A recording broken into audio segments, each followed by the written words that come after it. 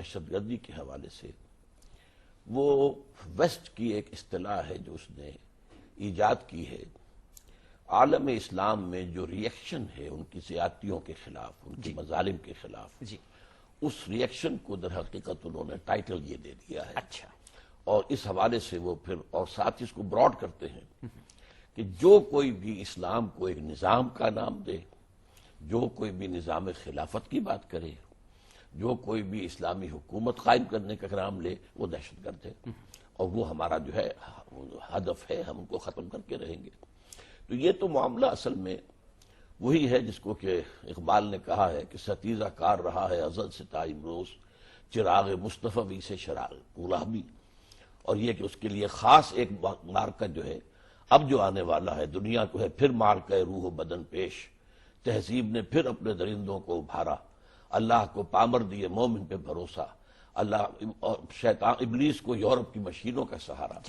تو اس وقت جو ہے یہ کلیش ہے، اسے کلیش آف سویلائزیشن بھی کہا گیا ہے. اور اس کے بعد ایک اور کتاب جو آئی ہے بس میں کلیش آف سسٹمز ہے، مجھے اس کے آتھر کا نام یاد نہیں ہے. نظاموں کا تقابل، نظاموں کا مقابلہ جو ہے وہ ہونے والا ہے.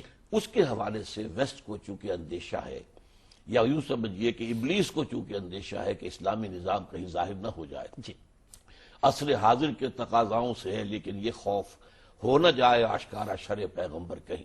یہ جو علامہ اقبال نے آج سے یوں سمجھیے کم سے کم 60 برس پہلے یہ اشعار کہے ہیں، بلکہ اس سے بھی زیادہ، تو یہ در حقیقت اس کا اب ظہور ہو رہا ہے. تو وہ ہے اصل میں دہشت گردی ان کے نزدیک.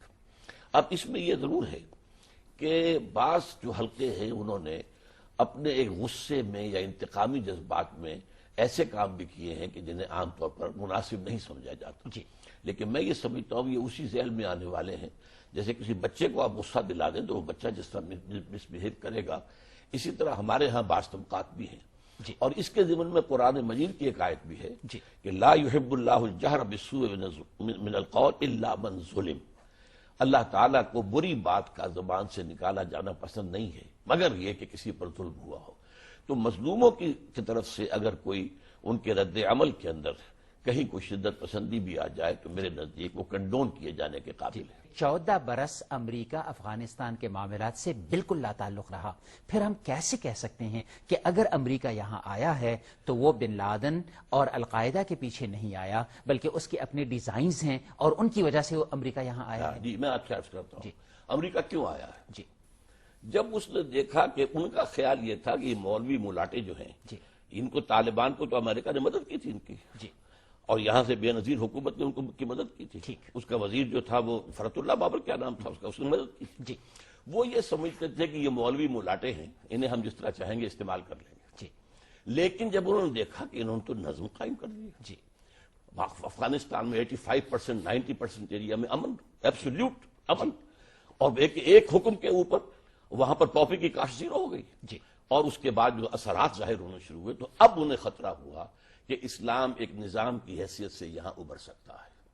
اور یہی وہ شے ہے کہ عصر حاضر کے تقاضاؤں سے ہے لیکن یہ خوف ہو نہ جائے آشکارا شرع پیغمبر کہیں.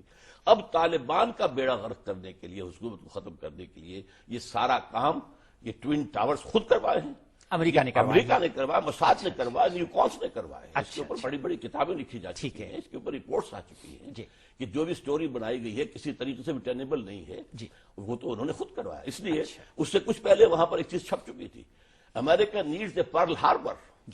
جیسے سیکنڈ ورلڈ وار میں امریکہ اندر نہیں آ رہا تھا، حالانکہ جو ہے یورپ والے جو ہے خوشامد کرتے رہے، چرچل بھی گیا، دورہ بھی کیا، وہ اٹھنے کو تیار نہیں تھا. وہ ایک شیر تھا اپنے جھاڑ میں سو رہا تھا، ادھر بھی سمندر ہے ادھر بھی سمندر ہے، اٹلانٹک ہے پیسیفک ہے، آرام سے. لیکن پرل ہاربر کے بعد پھر وہ اٹھا چنگھاڑتا ہوا. اسی طریقے سے جو نیو کونس اور جو جوئش لابی امریکہ کی ہے وہ چاہتی تھی اب کہ اس کے اوپر جو ہے ایک فیصلہ کن اقدام کیا جائے، اور اس کے لیے انہوں نے وہ کام کروایا اور اس سے جواز حاصل کیا اور انہوں نے طالبان